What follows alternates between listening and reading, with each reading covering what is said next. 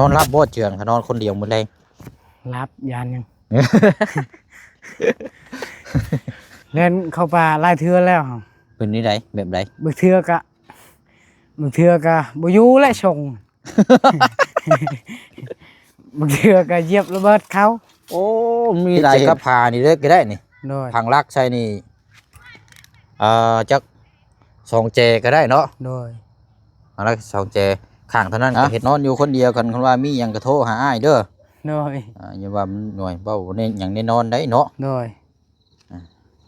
โทรหาติดต่ออะไรเบอร์โทร โดย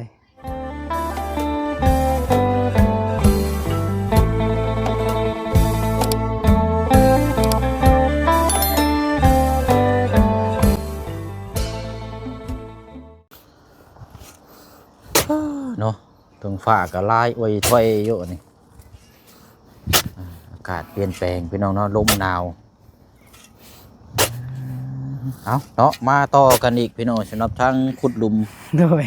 ห้องน้ำเนาะ โดย หนูใส่สิพิษวางแล้วเจืองเอ้ยมื้อนี้ช่างท่อเฮา โดย ท่อแล้วก็ทั้งเสาเนาะ โดย เพราะว่าวันเวลานี่มัน5 โมงปลายแล้วพี่น้องเขาเจ้าก็เลิกเวียกเลิกงานแล้วเนาะ โดย น่าจะเป็นมื้ออื่น โดย เอาบ่เป็นหยังเนาะ โดย มื้ออื่ ส น บาย เนาะ ดีเด้อ โอเคเนาะมื้อนี้อยู่คนเดียวมื้อนี้พี่น้องนอนคนเดียว โดย ลูกเมียปะแล้วมื้อนี้เนาะ โดย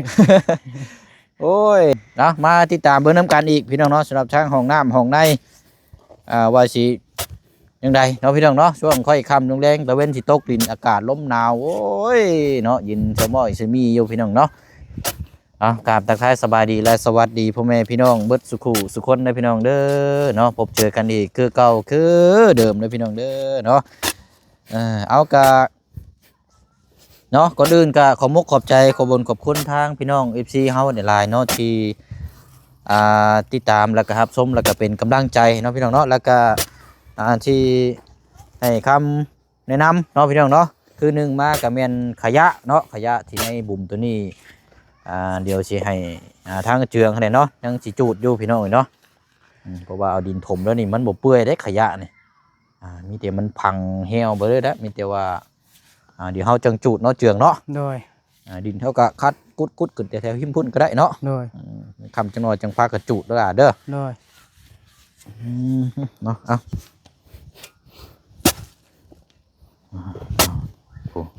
โอ้ได้ทอหนึ่งเลยได้นี่เนาะ โดย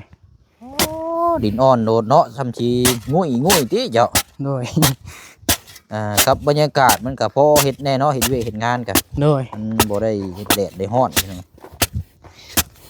เหมาะที่สุดแล้วนี่อยู่หิมนี่แหละแต่ว่าเฮาพังเสากันนี่แหละพี่น้องพังเสามานี้ขึ้นมานี่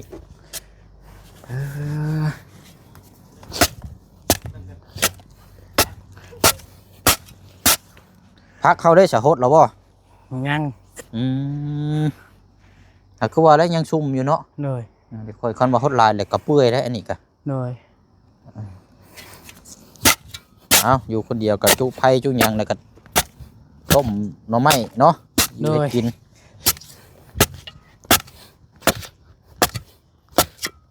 เนาะเอากะมื้อเช้านี่พี่น้องเนาะทางน้องเจืองฝันเนาะแจ้งพี่แจ้งน้องน้ำคันอีกทีนึงเนาะที่ผู้แจ้งถามว่าโอ้ยนี่พี่น้อง FC เฮาว่าทางน้องเพิ่นฝันแนวนี้ได้สิตั้งความหมายแนวใดว่าซั่นเนาะอาจจะเป็นบ้านเฮือนซานบ่เนาะกะมีทางใน FC เนาะเพิ่นส่งมาบอกว่าเฮือนทางเจืองนี่ตั้งชื่อบ้านสุขสมบูรณ์ว่าซั่น โดย คืออยู่บ่ คือ บ้านสุขเนาะบ้านสุขสมบูรณ์ โดย สุขเนาะ โดย สุขนี่คือว่าสนุกสนานสมนี่คือทางว่าสมบูรณ์นั่นแหละเนาะ โดย ถือว่าเหมาะพี่น้องเนาะ โดย บ้านสุขสมบูรณ์ บ้านสุขสมบูรณ์ โอ้ยเนาะเอาขอบใจทั้งอันแม่เพิ่นในไลน์เด้อเนาะที่ส่งอันนี้มาบอกพี่น้องเนาะแล้วก็พี่น้อง FC เฮาหลายท่านเนาะที่ โดย ออกความคิดนำกันเนาะเพราะว่านี่แหละพี่น้องเอ้ยบ้านสุขสมบูรณ์ก็เกิดแก่จากทางผู้ใหญ่ FC เนาะแล้วก็ทางทีมงานเนาะหลายภาคส่วนเบิ่งแย่งนำกันดีพี่น้องเนาะ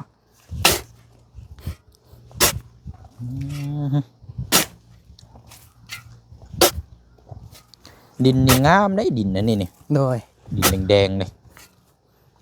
ปลูกมันเป็นแหละมัน งามเลยพี่น้องดินนี่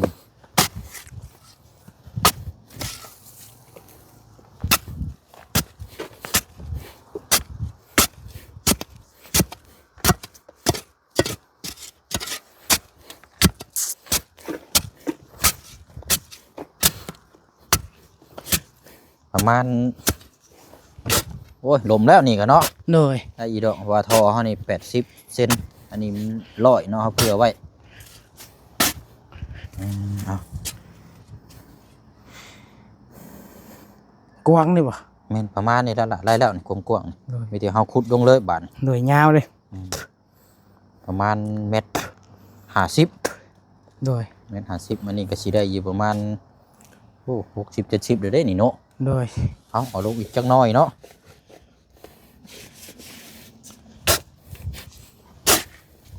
โอ้ยหมดนี่ก็บ่ละบ่หมดด้วย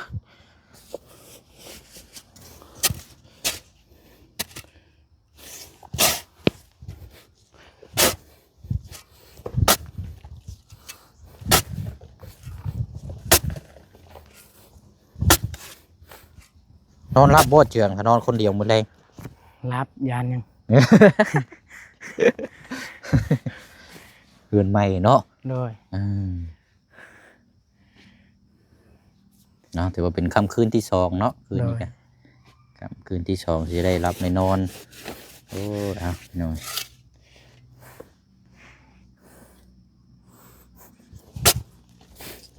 อันนี้เฮาก็ขุดไว้เนาะทอมาแล้วก็จัง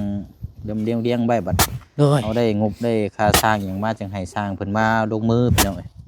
แต่ทางสร้างเฮานี่ก็ยังบ่ทันได้พูดคุยเด้อว่าสร้างเพิ่นก็มีเวียกมีงาน โดย แต่ว่าถ้าเพิ่นว่างแล้วเพิ่นจังมาเฮ็ดให้เฮา โดย เอาไปเสียงก็ยังเรื่องสร้างก็ยังบ่ทันได้พูดได้คุยพี่น้องค่าสร้างจักสิเพิ่นสิเอาเท่าใดแต่ว่านี่ให้ทางน้องเพิ่นอันนี้ก็ให้เพิ่นขุดนี่ไปนํเลยใครลองเฮาขุดแล้วมันฟ้าฝนบ่ตกยามนี่เนาะ โดย มันก็แห้งไปเลยฟ้าฝนตกนี่โอ้ยมันแห้งแล้วพี่น้องท่วมแล้วนี่ตามยาวช่ำเนาะ โดย ยากนี่ได้นี่ขุดนี่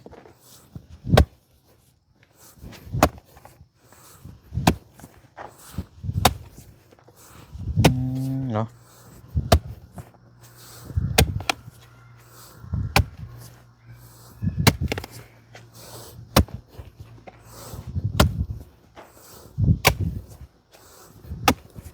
เขามีห้องน้ำนี่สบายอยู่บ่เจือง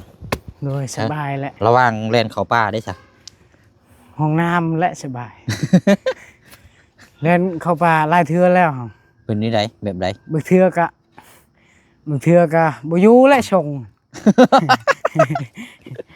บางเทื่อก็เหยียบระเบิดเขา โอ้มีหลายเหตุปัจจัยอันนี้เนาะ โดย เออ หลายเทื่อ เหมือนว่าเฮาพร้าวด้วยเนาะ โดย บางเทื่อเฮาเจ็บท้องแห้งเฮาพร้าวเฮาเหยียบกับของกระเจ้าเนาะ โดย ต่ำบ้า เทื่อก็เจอกันก็มี เจอกันอยู่ในป่าบ่ โดย โอ้ยเมื่อยเด้ เจอกันผู้ชายตัวผู้ชายบ่เคยเห็นผู้หญิง โอ้กันพ่อผู้หญิงนี่เฮ็ดได้นี่ มาเจอกันแห้งเฮ็ดบ่เห็นอีกได้บัดนี้ ลบบี้กันเลยเนาะ โดย นี่แหละพี่น้องไอ้ป้านี่แหละนี่ยับลงไปหมองเงินส่วนของทางน้องออนนี่แหละ โดย ลงไปนี่ นั่นแหละน้องของน้องห่างนั่นเราว่าอยากอาบน้ำพูนไกลๆพุ่นเราว่าอยากอันนั้นอ้ายอยากอาบน้ำตัวนี้ บ่มีอีหยังบังเลย แม่น เราว่าอ้าย เพราะว่าเนาะตัวนี้ก็เฮาต้องน้องอ้ายก็ดื่มออกแนวทางคิดเด่นให้ดื่มหมองอาบน้ำเนาะ โดย หมองอาบน้ำที่พักพิงนี่ก็ถ้าจะให้ดีที่สุดนี่ก็ได้คือกันได้ล่ะ โดย ถ้าอ้ายสิออกแนวทางให้แต่ว่าอยู่ที่ว่าเจ้าก็ต้องเฮ็ดนั่นแหละคือว่าเอาแหละ โดย สังกะสีเก่า โดย สังกะสีเก่าอันว่าตอนเฮามาเอาตอนนั้นเด้ โดย ยังอยู่บ่ ยัง อยู่ว่าผักกระจาดอยู่นี่ก็ยังแผ่นหนึงอยู่เนาะ โดย เฮาขุดมองได้เจ้าเหมาะที่สุดเจ้าคิดว่าอาบ อยู่หมองนี่บ่ โดย หมองถึงหัวกระตูบนี่ก็ได้นี่หมองนี่ โดย เพราะว่ากระตูบนี่บ่ได้นอนแล้วเนาะ โดย พักนี่ก็บ่เป็นหยังคันมันตายแล้วก็ให้มันหดไปเลยโลด โดย นี่เฮ็ดอันน่ะนี่ขึ้นมาพี่ก่อนก็ได้อ่ะมาหมองอาบน้ำอาบในเนาะ โดย ติดเจกับผ้านี่เลยก็ได้นี่ โดย ทางลักใส่นี่จัก2แจก็ได้เนาะ โดย ทางลัก2แจข้างเท่านั้นก็เฮ็ดผ้ากระจาดนี่ปิดข้างหมดเลย โดย เที่ยวเข้าทางนี้ซะ โด อาย บน้ำนี่ก็ให้น้ำไหลลงคลองนี่เลย โดย ง่ายๆเด้เนาะ โด บ่ ย ฮอดชั่วโมงเนี่ยมันจัก โดย ผ้ากระจาดก็มีเด้ปิดกั้นนี่ก็อุ่นอีกบาด โดย คันว่านั่นแหละสายยางมาเนาะ โดย เอาสายยางซื้อสายยางมาเลยเอากระถังน้ำนั่นเอาเข้ามาน้อยในพี่ โดย เปิดน้ำใช่นี่เลย โดย คนพักคนยากเขามาตักเอานี่เขาก็ยาเคี้ยวเขานี้ โดย นะ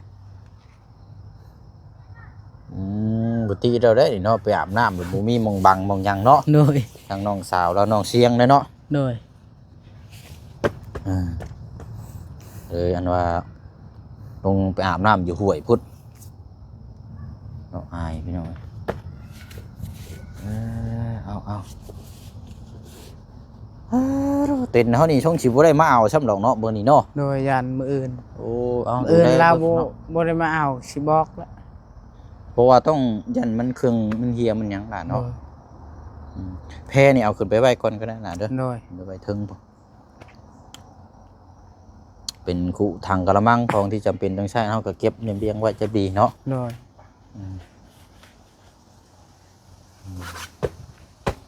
เอาแหละเนาะพูดคุยกันประมาณซ้ำนี้เนาะ โดย นี่ก็ว่าว่างเดี๋ยวก็จังเฮ็ดเนาะ โดย ง่ายๆลองตีใส่กับเสาขางเฮือนตัวตูบนี่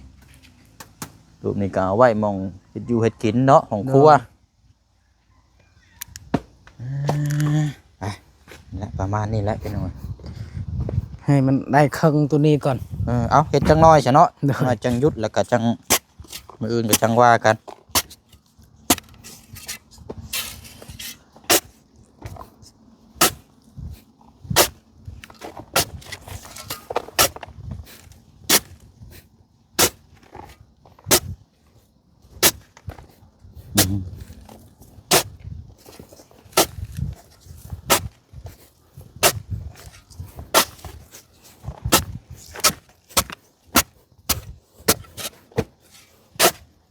ดินอ่อนคักดอกเนาะ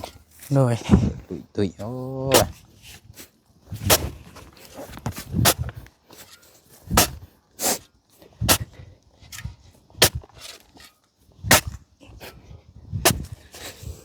อันนี้ดินก็ได้หลายเติบไปเด้อนี่ โดย ดีแล้วนั่นก็เพราะว่าเฮาบ่มีดินถมแล้วหาเอาดินตัวนี้แหละ โดย มีดอกนี่กัน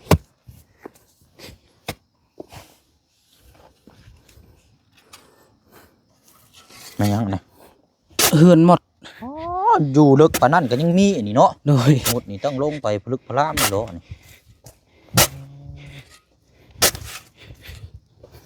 เกินไปแล้วนี่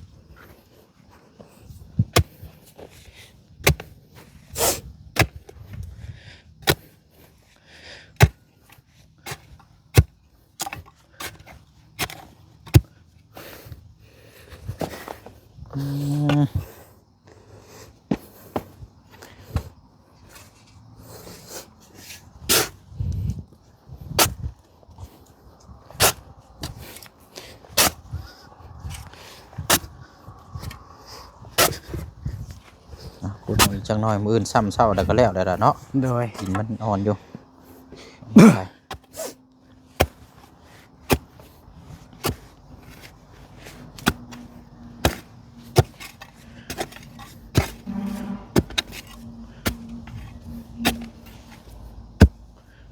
ยังนะ หักใหม่ หักใหม่บ่ โดย เอาเห็นเลยรถ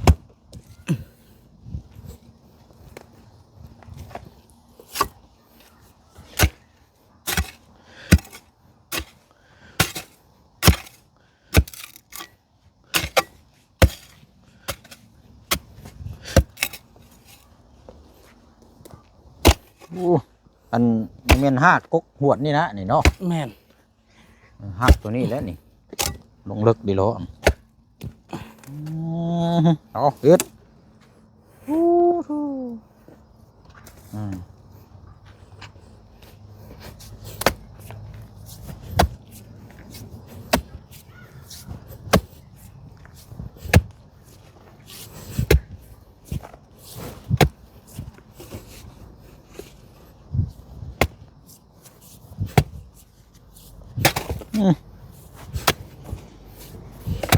เพื่อนเรานี่อยู่โซนนอกพี่น้องเอ้ยสบายเนาะสะดวกสบายถ้าอยู่ในบ้านอีกนิดนึงนี่โอ้ยพอแห้งละนี่อยู่นอกพี่เนี่ยมันก็สะดวกสบายแน่เอาเนาะนี่ก็ได้ใส่ห้องน้ำห้องในสะดวกสบายแล้วพี่น้องโบแลนเข้าลงเข้าป่า โดย เหยียบแต่กับระเบิดคนอื่นเนาะ โดย ยังบ่พอได้เฮียใส่ส่งอีกป้าดโตบ่แห้งอีกแล้วเฮียใส่ส่งนี่ยังธรรมดาที่เจ้าบ่เช็คนี่ย่านถึกกับของคนอื่นนี่แหละ โดย ตัวนี้แหละเพราะว่าก็เจ้าบ่ได้พังเด้เนาะ โดย อันตรายเด้ ภาคนี่มีแต่ไปบอนนี้หมดแล้ว อยู่โซนนี้บ่เลยบ่ โดย ตอนเช้าๆป้าคอยตื่นนอนเบิ่งคนผู้กระทางนี่ผู้ทางนั้น เสียงนี่บุบบ่บ่ โดย ปอ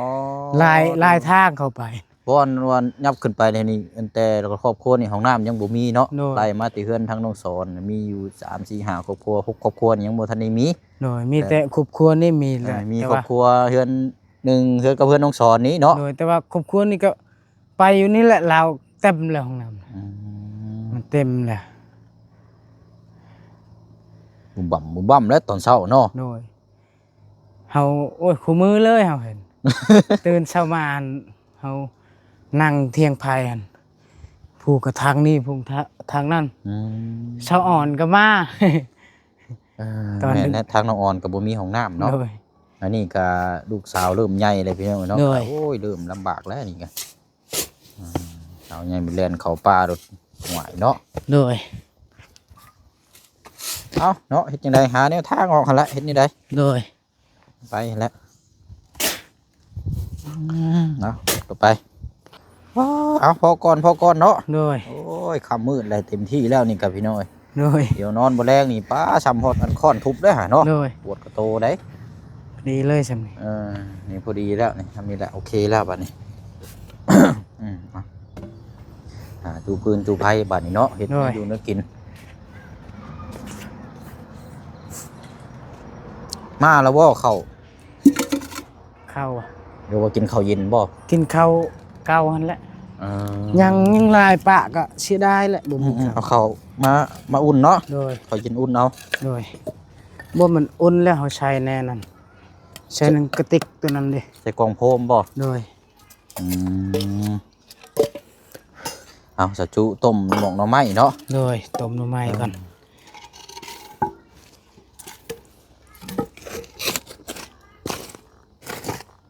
ก็เย็นครับหาน้ำแบบในเวลาเรื่องท่อกับมืออื่นเนาะ โดย บ่ได้ไปใช้แล้วว่ามืออื่น มื้ออื่นก็อยู่เฮือนแล้ว เบิ่งเด้อ โดย บางเทื่อคันอ้ายมาบ่ทันเจ้าก็เอาลงนี่เด้อล่ะเด้อ โดย อาจจะแจงกันนะให้เพิ่นเอาลงหม่องกะ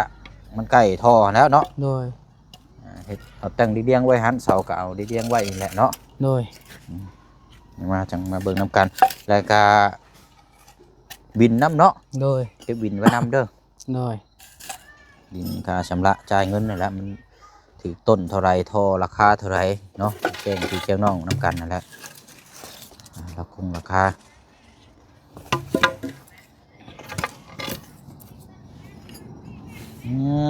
หักแล้วบัดนี้พี่น้องเนาะ โดย โอ้จูไพ่ชินี่คิดเห็นแต่นางเข้มแล้วนี่พี่น้องบริจีมาทุบจักบาทนี่บ้าอันน่ะเฮือนเจ้าอยู่เทิงอันนั้นแม่กุญแจน่ะบ่ได้มีเนาะ โดย จะไปซื้อมานั่นละเด้อ โดยบ่เอากระแจตัวนี้เลย เอาตัวนี้บ่ โดย เอาสิ่งของสำคัญน่ะเขาไว้ในเฮือนเบิดแล้วก็เวลาไปอยู่ก็ล็อกไว้ โดยแต่ว่าสิซื้อใหม่อยู่ ซื้อมาไว้อีกตัวหนึงกันไว้นั่นแหละคนออกคนเข้าได้พี่น้องเนาะเว้าอย่างมัน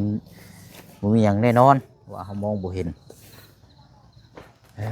เอา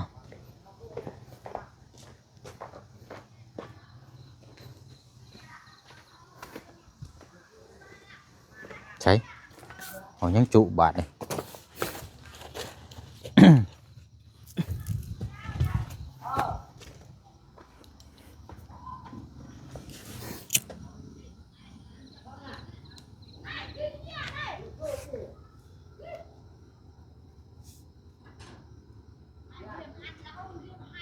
ฮะนอนอยู่คนเดียวกันคนว่ามีหยังกระโทรหาอ้ายเด้อ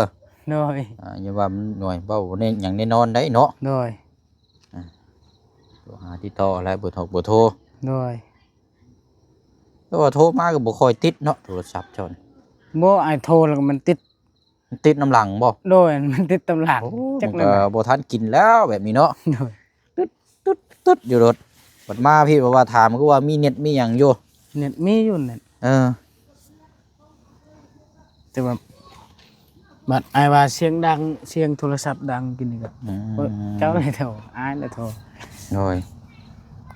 เอาพอดีแล้วช่างบ่บุญมาพี่น้องเนาะเดี๋ยวถามเรื่องทั้งเรื่องมันรถก่อนซะเนาะ โดย โอ้ยมีใดเนาะ จ้อย กินจ้อยๆอยู่ดีไม่แห้งสบายดียามค่ำกินแล้วว่าข้าวเจ้า ย้ำนะ โอ้ยบ่ได้กินได้เที่ยงบ่ เดี๋ยวเราไปเปิด โอ้เอ้ยเราบ่อยู่จักรบ คนงาน ไป ศพ อยู่ใช่นะ ตักแข่ง งานศพ ไปเมื่อวานนี่บ่ ไปเช่า โอ้ ไปเดย์ตีสามเนาะ งานศพเป็นพี่น้องนี่บ่ ได้แล้ว โอ้บ่ได้ฮู้เรื่องราวเลยเด้นี่อ้าวเนาะพอจังว่าห้านปิดเนาะ วันนี้นั่นประมาณสิบหกชั่วโมงได้หรอ อืม สามสิบไปเช่า โดยเอาอันทั้งรถจักรเฮานี่เปิดสมทบบ่บุญ โดยจบแล้วเรื่อยๆแต่มันข้ามเลย จักสิ โดย กับหนึงมาก็อยากให้น้องเพิ่นไล่นี่เนาะ นี่ เอาพอได้ขี่ได้ซ้ำกับน้องซอนนี่ละเนาะ โดย มีการพี่น้องเนาะเอารถอันนี้เป็นยังประมาณนั้นกันรถวันนี้ก็ได้เนาะ แบบคือของ หัวเป็นยังนี่ละ เว็บธรรมดานี่บ่ ได้ ตัวนี้ก็ราคาก็บ่พอกันเด้ พอกัน โดย แต่ว่าเห็นว่ามันหมักมันแห้ง แต่ว่าจักรนี่มันก็แห้งได้ โดย มันก็แตกต่างกัน ตัวนี้มันแห้ง อ่า เนาะ โดย ตัวนั้นมันจะบ่แห้ง รถแบบสะออนนั่นบ่ นี่ โดย แต่ว่าเราก็ยังเว่าบ่ได้ตอน นะเนาะติดตามนับกันนั่นแหละ มีอยู่มือเดียวเนาะ โดย ก็มีมาเพิ่มเติมกันจังหวะการ แจ้งน้ำกันไปเรื่อยๆเนาะ จนครบจ น นนั่นไปแล้วพี่น้องเอ้ยเบิ่งแย่งน้ำกันนั่นแหละคันว่าจะให้น้องเพิ่นได้ก็วันนี้ก็ทั้งเรื่องของน้ำค่อยก็เฮ็ดตามงบที่แจ้งมาแล้วแล้วว่าสิเริ่มไล่สร้างเครื่องมาแล้วก็เรื่องค่าสร้างค่าหยังยังบ่ทันได้คุยได้แต่ว่า ให้ไปเฮ็ดนี่นะ จังหวะยังบ่ได้ทันหาสร้างเด้ว่าอยากไล่ซื้ออุปกรณ์มาเบิดแล้วเรื่องสร้างก็งบค่าสร้างก็ยันบ่มีหรอกยังบ่พอหรอกเพราะว่าสร้างเฮาอุปกรณ์เฮาซื้อมานี่ก็ยันบ่พอซะบ่จัก ครบบ่ครบ ยังได ก็เลยว่าเจ้าครบไปสิล่ะ พอ ยังบ่ทันได้ครบ โอ้ย10 ล้านสิไปพอเจ้าก็ว่ามันเริ่มใหม่บ่เด้นี่เพราะว่าเสาข่อยก็เอาเสา4ต้นเลย โด ทาย งชาวบ่นี่นะ ทางเสาแล้วมันอยู่ใกล้ห้วยเด้นี่ละนี่มา โดยเอาคิดว่าครบบ่ได้ค่อยก็ได้เพราะว่าเอาคือสิครบแล้วอยู่แล้ว จังว่ากันอันนี้เนาะ ว่ากันเนาะ จังว่าการขึ้นอยู่กับพี่กับน้องถ้าว่าทั้งพี่น้องว่าจะให้น้องเพิ่นได้รถมอเตอร์ไซค์ก็อันเจ้าก็เอาตัวนี้แหละสมทบเนาะก็เก็บไว้เพราะว่าทางห้องน้ำก็บางเทื่อบางทีทางผู้ใหญ่เพิ่นก็ยังมีมาเพิ่มอีกเนาะซอยกันเพราะว่ามันก็นี่สำคัญเอาแล่นเข้าป่าเข้ารอนก็เหยียบแต่กับระเบิดคนอื่นเอาบ่ไรรถส่งจนว่าเปียกเบิดเราอะประมาณตี4ตี5นี่บุมบ่มเลยแถวนี้น่ะ โอ้แม่นนะ เข้าป่าเข้าหยังแถวนี้น่ะ ใกล้ๆนะตะกี้แถวนี้6อยู่ใครอยู่บ้าน เออ เป็นนะ เป็นเบิดเลยเนาะ ฟังขี่เนาะ โอเคจ้ะเนาะมีหยังจังเพิ่มเติมแจ้งพี่แจ้งน้องนํกันเนาะ โดย แต่ว่าทั้งหนึ่งมาอันทั้งเมใจดีที่ว่าผลโทรมาพูดคุยกับทางอาเจียงก่อนหน้านี้เพราะฉะนั้นก็อยากแจ้งพี่แจ้งน้องน้ำกันเด้อพี่น้องเด้อเนาะนินเพิ่นว่าจะซื้อรถให้ทางอาเจียงตอนนั้นเนาะ โดย แต่ว่าทางเพิ่นบ่ได้ติดต่อมาเลย ที่ว่าอยากเป็นเจ้าภาพขึ้นเฮือนแล้วก็เงียบเลยแล้วก็ว่าอยากซื้อรถให้นะวันนี้พี่น้องถามมาหลายก็เพิ่นบ่ได้ติดต่อมาพี่น้องจักสิเฮ็ดจังไดเฮาก็เนาะแต่เฮาจะไปถามเพิ่นก็มันก็น่าอายเพิ่นเด้อเนาะ เอาบ่ บ่ได้แล้ว เพราะว่าเฮาบ่แม่นสิไปถาม มันขึ้นอยู่กับจิตใจของเพิ่น ขึ้นอยู่กับว่าเพิ่นสิซอยหรือว่าบ่ซอยคือบ่แซงเว้าแล้ว คือเฮาบ่สามารถไปถาม แม่น ของในนี่นะพี่น้อง อืม บ่สามารถสิถามแบบว่าไอ้ว่าสิซอยเพิ่นบ่ได้แต่ บ่นี่เฮาบ่ถามคือ โดย เพิ่นเว้าไว้ก็ตาม แม่น นอกจากเพิ่นโทรมาแล้วเพิ่นตั้งใจซอยคือว่าคือเฮาเอาไงเฮาตัดว่าแล้วแต่เพิ่นสิซอย โดย ถ้าเพิ่นอยากซอยเพิ่นติดต่อมาเองถ้าสิเฮาไปโทรนํนี่มันบ่ได้พี่น้องเนาะนอกจากเพิ่นบอกว่าเพิ่นโทรมาโทรต่างคนตรงไปตรงมาไปสิเฮาก็โทรถามได้นะเพิ่นสิซอยแต่ว่านี่เพิ่นก็แต่หึงแล้วเนาะเพิ่นก็บ่ได้ติดต่อมานะเอาก็แจ้งพี่น้องประมาณซำนี้พี่น้องเนาะเพิ่นบ่ได้ติดต่อมาก็มีแต่ว่าเอาตามนั้นแหละเนาะ โดย เอาเสยเนาะค่ำมืดแล้วลาพี่ลาน้องมื้อนี้ก็บ่ได้มาซ้ำทอเสามื้ออื่นพุ่นแหละมันค่ำมืดแล้วบ๊ายบายเนาะเฮา โดยสบายดี ว่าสิจบนี่ก็สิหากินข้าวแล้วทางเจืองก็สิจุไผแล้วต้มหน่อไม้แล้วกัน โดย ปลาซะเด้อ โดย เฮ็ดอยู่เฮ็ดกินเอาอยู่ดีมีแฮงร่ำรวยเบิดสุขุสุคนเด้อพี่น้องเด้อเนาะก็คือทางบ่เสียงเนาะแจ้งพี่แจ้งน้องก่อนหน้าเนาะแต่ว่ามีหยังก็เฮาก็ต้องพูดต้องคุยแล้วก็แจ้งบอกนํกันแหละพี่น้องนี่ก็บ่อยากให้ด้วยความสงสัยเนาะพูดคุยนํกันให้เขาเข้าใจนํกันเนาะเรื่องราวที่ไปที่มาที่ไปเนาะพี่น้องเนาะปะเนาะมื้ออื่นจังมาติดตามเบิ่งนํกันมื้อนี้ลาไปแล้วพี่น้องเด้อเนาะบ๊ายบายสบายดีหนาวแฮงพี่น้องเนาะหากินข้าวก่อนบาดนี้บ่ไหวแล้วพี่น้องเนาะ